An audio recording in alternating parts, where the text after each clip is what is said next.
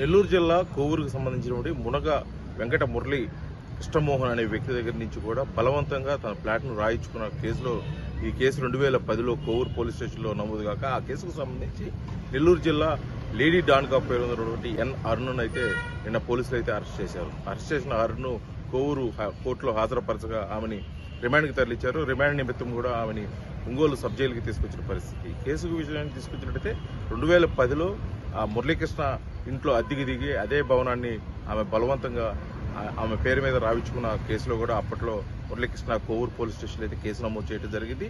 ఈ కేసుకు సంబంధించి నెల్లూరు జిల్లా ఎస్పీ చాలా సీరియస్ తీసుకొని లోతైన విచారణ చేశారు. ఎందుకంటే ఈమె 2019లో ఏర్పడినటువంటి వైసీపీ ప్రభుత్వంలో కూడా దిశ ఫౌండేషన్ ద్వారా కూడా అనేక కార్యక్రమాలు చేశారు. పోలీసులతో కూడా లాబింగ్ చేశారు. అనేక సెటిల్మెంట్తో పాటు కూడా అనేక ఎక్స్ట్రాక్షన్ చేశారన్న విచారణలో తేలిన నేపథ్యంలో కూడా ఆమె మీద అయితే అనేక కేసులు నమోదయ్యాయి.